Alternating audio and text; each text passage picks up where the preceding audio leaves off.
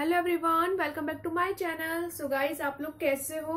आज के लेक्चर में हम लोग स्टार्ट करने वाले हैं एक नया क्वेश्चन नंबर 11। क्वेश्चन नंबर 10 तक मैं करा चुकी हूँ। अगर आपने नहीं देखा है तो आपको वीडियो का लिंक डिस्क्रिप्शन बॉक्स में मिल जाएगा, आप वहां जाके देख सकते हैं। ठीक है, तो ऑलमोस्ट हमारा चैप्टर वर्किंग कैपिटल लगभग फिनिश होने वाला ही है। इसके कुछ क्वेश्चंस बचे हैं जो कि हम बहुत जल्दी से फिनिश कर लेंगे।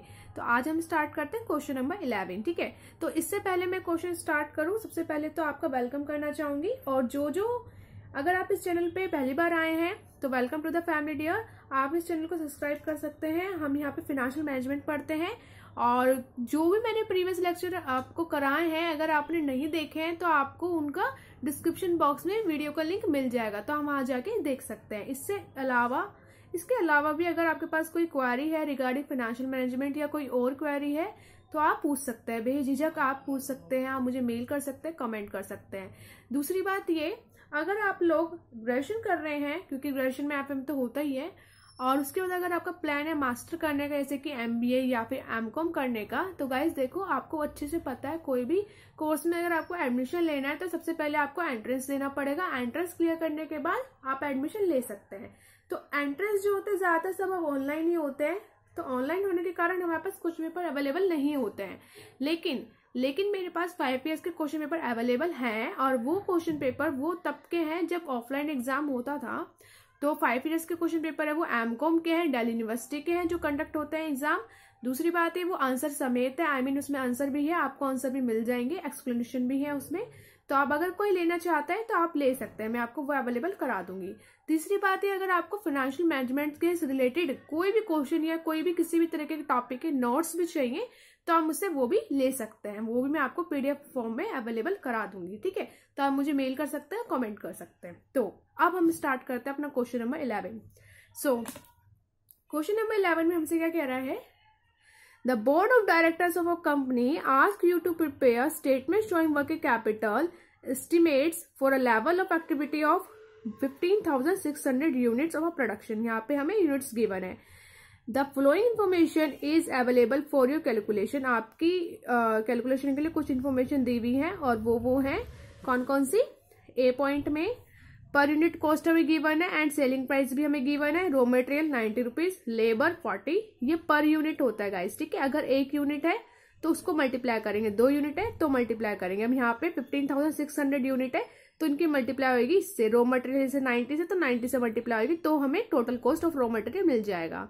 लेबर है 40, ओवरहेड से 75, टोटल हो गया 205। तो उसका मतलब 205 रुपीज में हमारा कोई प्रोडक्ट है जो कि बन के तैयार होता है, तो हम इसको बोल सकते हैं cost of finish goods. Finish goods का जो 1 यूनिट का जो कॉस्ट है वो 205 है। ठीक है, और यही हमारे डेटर्स भी होते हैं। आगे प्रॉफिट ऐड करता है 60, उसके बाद सेलिंग प्राइस बनता है हमारा 265। आगे बी पॉइंट देखिए, बी पॉइंट में हमसे क्या कह रहा है, raw material are in stores on an average period of 1 month. जो रॉ मटेरियल है वो 1 मंथ के लिए स्टोर रहता है। Second, materials are in a process आएगा तो means WIP, work in progress, on an average of 2 weeks, 2 हफ्ते तक रहता है। अब सुनो, यहाँ पे मंथ भी आ रहा है और वीक्स भी आ रहा है, तो परेशान नहीं होना। अगर आपसे कुछ क्वेश्चन कहता है तो उसके अकॉर्डिंग करना, नहीं तो आपको जो पता है आप उसके अकॉर्डिंग करना। ठीक है, आगे कह रहा है third point, finish goods are in a stock on an average for 1 mixed 1/2, मतलब 1.5 महीना। ठीक है, 1.5 महीने के लिए रहता है। मंथ लिखा हुआ है ना, 1 महीना और 1.5 मतलब 15 दिन, 1.5 महीना। Credit allow by suppliers 1 month, जो हम क्रेडिटर्स हैं उनको जो हमें वो टाइम देते हैं वो 1 मंथ का देते हैं। क्रेडिट अलाउ टू डेटर्स, जो हम अलाउ करते हैं डेटर्स को वो 2 मंथ्स का करते हैं। आगे चलते हैं, आगे क्या लिखा हुआ है, lag in a payment for wages, वो जो वेजेस के लिए टाइम है वो कितना, 1.5 वीक्स, मतलब 1.5 वीक्स है। यहाँ पे मंथ नहीं लिखा हुआ गाइस, कभी आप सोचो मंथ है, आप सपोज 1.5 मंथ समझ के ऐसे कर दो, नहीं, ये 1.5 वीक्स है, मतलब ऐसे करेंगे 1.5 डिवाइड बाय 52। ठीक है, ये याद रखना। आगे लिखा, मैंने ये बात इसलिए बताई क्योंकि देखो पीछे, अभी मैं आपको पीछे दिखाती हूँ, क्योंकि यहाँ पे ये दे रखा है पॉइंट, देखो 1.5 मंथ्स, यहाँ पे 1.5 महीना दे रखा है और पीछे 1.5 हफ्ता दे रखा है, तो आप गलती ना कर दो, इसलिए मैंने आपको बताया। तो अब आगे देखो, लास्ट पॉइंट है lag in a payment of overheads is 1 month. जो ओवरहेड्स का जो टाइम है वो कितना है, 1 मंथ का। आगे चलते हैं, आगे लिखा हुआ है 20% of the production is sold against the cash. देखो वही पुरानी वाली बात आ गई है जो क्वेश्चन नंबर 10 में किया था, यहाँ पे भी वही सेम है कि कुछ हिस्सा हम कैश में बेचते हैं, कुछ हिस्सा क्रेडिट में बेचते हैं। कह रहे 20% सेल हुआ 100%। देखो यहाँ समझो, सेल होता है हमारे पास में 100%, उसका सेल का 20% हमने कैश में बेच दिया। तो भैया कैश में बेच दे तब तो डेटर नहीं आएगा ना, डेटर कब आएगा, जब क्रेडिट में बेचेंगे। तो क्रेडिट में हमने जो बेचा 20% तो गया, बचा कितना 80%। तो 80% हमने क्रेडिट पे सेल किया, और जब क्रेडिट पे सेल किया तो ही हमारा डेटर बनेगा। तो इसका मतलब डेटर कितने आएगा, केवल 80% के लिए आएगा, पूरा नहीं आएगा। ठीक है। Cash in hand, hand cash भी दे रखा है, देखो वो भी करंट असेट्स का आइटम है। Is expected to 60,000।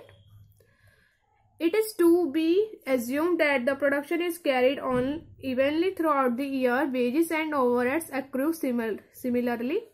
And time period of, देखो क्या लिखा हुआ है, ध्यान से पढ़ो। And time period of 4 weeks. 4 weeks is equivalent to 1 month. यहाँ पे हमें कह दिया कि जो यहाँ पे हम सारा जो कैलकुलेशन करेंगे वीक्स में करेंगे। अब क्यों करेंगे भाई, क्योंकि वो हमसे कह रहा है कि 1 महीना 4 हफ्तों के बराबर है। साफ उसने बोल दिया, हालांकि होता है हमें पता है, लेकिन क्वेश्चन जब तक नहीं बोलता हम नहीं करते। तो यहाँ पे बोल रहा है 1 मंथ। अगर कहीं 1 मंथ लिखा है तो आप उसे 4 वीक्स ले सकते हो, 2 मंथ्स लिखा है तो 8 वीक्स ले सकते हो, 1.5 महीना लिखा है तो 6 वीक्स ले सकते हो। ठीक है, ऐसा हम कर सकते हैं। तो यहाँ पे लिखा हुआ, अगर सपोज ये बात नहीं लिखी होती तो फिर जहाँ पे मंथ लिखा है वहां मंथ ही लेते, जैसे अब तक करते आए थे। मंथ होता था मंथ लेते थे, डिवाइडेड बाय 12 करते थे। वीक्स होता था 52 लेते थे, डिवाइडेड बाय मतलब 52 करते थे। इस तरीके से करते थे, लेकिन यहाँ पे तो हमें साफ बोल दिया है। ठीक है, तो हम सारी कैलकुलेशन वीक्स में करेंगे और डिवाइडेड बाय 52 करेंगे और लिख देंगे। क्वेश्चन में गिवन है, लिखना क्या है कि 1 month is equal to 4, 1 month is equal to 4 weeks. ये बात आप लिख सकते हैं। तो आइए स्टार्ट करते हैं। यहाँ पे एक सेकंड देखो, यहाँ पे एक नोट भी लिखा हुआ है साफ। ऑल कैलकुलेशन, आप देख पा रहे हो notes, all calculation have been made on the basis of weeks. साफ साफ यहाँ पे लिखा हुआ भी है। अगर नहीं भी लिखा हुआ, क्योंकि क्वेश्चन जब एग्जाम में आएगा तो नोट या हिंट विंट तो होता ही नहीं है, तो हमें मतलब ये पता होना चाहिए। अगर मंथ्स के बारे में बोल रहे हैं तो मंथ लो, वीक्स के बारे में बोल रहे तो वीक्स लो। और कभी आपको लगता है कि नहीं भाई कुछ समझ नहीं आ रहा, तो आप नीचे नोट, क्वेश्चन सॉल्व करना है नीचे नोट डाल के लिख के आएंगे कि हमने ऐसे ऐसे एज्यूम करा है, तो वो एग्जामिनर आपके क्वेश्चन को गलत नहीं कहेगा। ठीक है, एक हिंट भी दे रखा है, वो भी पढ़ लेते हैं भैया। Cost of each unit of work in, अच्छा वर्क इन प्रोग्रेस के बारे में बता रखा है, वो तो मैंने आपको समझा रहा है कि रॉ मटेरियल हमेशा पूरा लेना है, वेजेस और ओवरहेड्स 50% हमेशा लेना है। अगर डेप्रिसिएशन है इंक्लूडेड तो उसको माइनस कर देंगे। ठीक है, चलो स्टार्ट करें। तो सबसे पहले हम यहाँ लिखेंगे करंट असेट्स। ये तो आप बना ही लेंगे किस तरीके से बनाना है हमें। ये ऊपर लिखता है statement showing working capital requirement, और यहाँ पे लिखेंगे पर्टिकुलर अमाउंट, एक लाइन खींच देंगे। उसके बाद हम शुरू करेंगे, पहला हेडिंग आएगा करंट असेट्स का। करंट असेट्स को हम ए मानेंगे। ठीक है, तो स्टार्ट करते हैं। कुछ गैप देके करंट लायबिलिटीज भी लिख लो।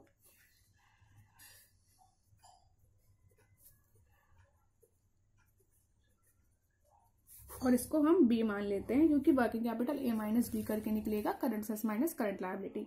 सबसे पहले बारी आती है हमारे रॉ मटेरियल की। रॉ मटेरियल भैया, ओहो ये रहा रॉ मटेरियल। कितनी यूनिट्स है, 15,600 यूनिट है। रॉ मटेरियल का जो प्राइस है वो कितना था, 90 रुपीज, बुक में गिवन है हमें। और इसको जो हम टाइम पीरियड अलाउ करते हैं वो 1 मंथ का करते हैं। अब देखो 1 मंथ है तो 4 वीक्स हो गए, वीक्स के लिए 52, समझ आ गया। ठीक है, तो इसको कैलकुलेट कर सकते हैं। आगे हमसे कह रहा था मटेरियल तो हो गया, आगे कह रहा था वर्क इन प्रोग्रेस के बारे में। तो वर्क इन प्रोग्रेस को WIP बोलते हैं, और इसको 115 ये यूनिट हो गई। और इस पे जो हम टाइम देते हैं वो कितना देते हैं वर्क इन प्रोग्रेस पे, इसको देते हैं 2 वीक्स। तो यहाँ पे लिखेंगे 2 डिवाइड बाय 52। और इसका अमाउंट कैसे निकालेंगे, कॉस्ट कैसे निकालेंगे, मैंने आपको बताया था ना, जो भी रॉ मटेरियल है उसको पूरा लेंगे, 90 रुपीज पूरा लेंगे भैया। ओवरहेड्स है, वेजेस है, उसका करेंगे 50% और कर देंगे टोटल। तो हमारा WIP का जो कॉस्ट पर यूनिट है आ जाएगा, बताया था ना आपको। तो 40 है, 40 का क्या होगा, लेबर जो है 40 है मतलब वेजेस, तो 40 का हो जाएगा 20। ओवरहेड्स हमारे पास है 75, तो 75 का हाफ करेंगे तो ये कितना हो जाएगा हमारे पास 37.5 लगभग आएगा, तो ले लेते हैं। इसका टोटल कर दो 147.5। ठीक है, ये आ गया WIP। ठीक है, तो इसको यहाँ पे लिखेंगे। ओके, ये हो गया। अब बारी आती है हमारे पास फिनिश गुड्स की। फिनिश गुड्स में इतनी ही यूनिट है और ये हो गया फिनिश गुड्स। इसको हम टाइम अलाउट करते हैं लगभग। फिनिश गुड्स पे यहाँ पे जो हमें टाइम दे रखा है वो 1.5 मंथ्स का दे रखा है, 1.5 महीना। तो 1.5 महीना कितना हो जाएगा वीक्स में अगर कैलकुलेट करेंगे? 6 मंथ्स। 4 हफ्ते 1 महीना, 2 हफ्ते 15 दिन, 1.5 महीना बोले तो 6 वीक्स। तो 6 वीक्स लिया है मैंने यहाँ पे। और फिनिश गुड्स का वो क्या होगा, प्राइस आपको पता है ना, सभी कोस्ट का टोटल, जो कि 205 रुपया था, तो वो लिखेंगे। अब आती है बारी डेटर्स की। डेटर्स मैंने आपको बताया था कि हमेशा यही यूनिट्स तो आएंगी, ये तो बात ठीक है आपकी। ठीक है, ये यूनिट्स आएंगी, लेकिन सुनो मेरी बात, ये यूनिट अब जो आएंगे यहाँ पे ध्यान से समझना, हमने ये इसको इसलिए लिया है क्योंकि हम 80% निकालेंगे। ठीक है, हमेशा ये यूनिट आएंगी ऐसा जरूरी नहीं होता। ये कब जरूरी होता है? जब 100% क्या हो। लेकिन मैंने यहाँ पे सेम यूनिट क्यों लिखी? क्योंकि मैं यहाँ पे 80% कर दूंगी। ऐसे समझो, जो सेल हुआ था पूरा का पूरा, उसका केवल 80% हमें जो है क्रेडिट मिला, तो वो डेटर बनेंगे। बाकी सब हमें कैश मिल गया 20%, तो वो तो नहीं लेंगे। अगर मुझे यहाँ लेना है तो मैं इसमें से कम करूंगी, लेकिन मैंने डायरेक्ट पूरा लिख दिया, यहीं पे मैं 80% कर दूंगी। तो देखते हैं कैसे करेंगे।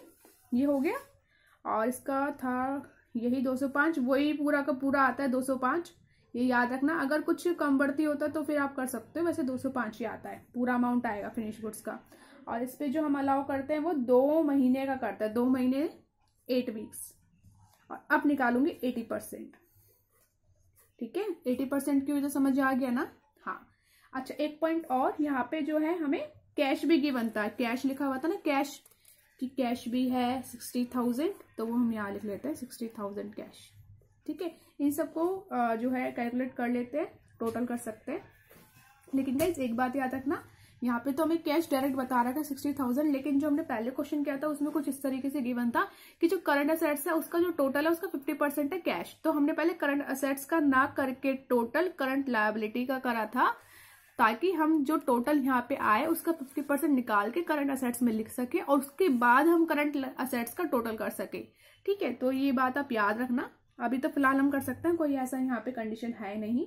तो रॉ मटेरियल का अमाउंट मैं ये कैलकुलेट करके लिख देती हूँ। ये आएगा और WIP आएगा,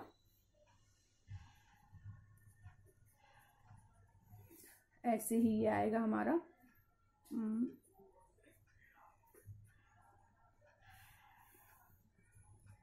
डेटर्स आएंगे, इसको टोटल भी हम कर देते हैं, ये टोटल आ जाएगा हमारा। ठीक है, ये हो गया हमारा टोटल। अब आते हैं हम करंट लायबिलिटी वाली साइड। करंट लायबिलिटी में सबसे पहले बारी आती है हमारे क्रेडिटर्स की। क्रेडिटर्स कितने थे? एक सेकंड, इतने यूनिट्स पे कितना टाइम अलाउ करते हैं क्रेडिटर्स को? 1 मंथ का। तो 1 month is equal to 4 weeks. अब क्रेडिटर्स पे केवल कौन सा वाला कॉस्ट आता है? रॉ मटेरियल वाला। आपको बताया था मैंने, रॉ मटेरियल कितना था? 90 रुपीज का। क्योंकि हम वही तो परचेज करते हैं ना, हम ओवरहेड्स वेजेस थोड़ी ना खरीदते हैं, केवल अपना माल खरीदते हैं, रॉ मटेरियल परचेज करते हैं, वही हमारे क्रेडिटर होते हैं। ठीक है, तो ये आ जाएगा, कैलकुलेट भी कर देती हूँ मैं हाथों हाथ ताकि दिक्कत ना हो। उसके बाद आ जाओ वेजेस पे। वेजेस का साफ साफ मैंने अभी आपको बताया था कि उसमें 1.5 हफ्ता लिखा हुआ था, तो आप कभी 1.5 महीना मत समझना, तो 1.5 हफ्ता ऐसे करना है। और वेजेस का जो अमाउंट था वो था 40 रुपये। ठीक है, ये कैलकुलेट करके आएगा 18,000। आगे चलते हैं। आगे कह रहा है यहाँ पे हमसे ओवरहेड्स के बारे में। ओवरहेड्स आएगा, ओवरहेड्स हमें दे रखा था 75 यूनिट, मतलब 75 उसका पर यूनिट कॉस्ट था, और वो था 4 वीक्स के लिए। 1 महीना 4 वीक्स होता है, तो आप यहाँ पे लिख सकते हैं। वैसे साफ साफ लिखा हुआ था 1 महीना, तो मैंने 4 वीक्स ले लिया है। ठीक है, अब हम इसको कैलकुलेट करेंगे। ये आएगा 90,000। सबको टोटल कर दो, टोटल करोगे ये आएगा 216। अब ये टोटल आ गया। अब हम इसको माइनस कर देंगे बस, working capital A minus B, इसे हम माइनस कर देंगे, इसमें से इसे माइनस करना है, ये आ जाएगा माइनस करके आएगा 80,03133, ये हमारा टोटल करके आ जाएगा 8,03,100। ठीक है।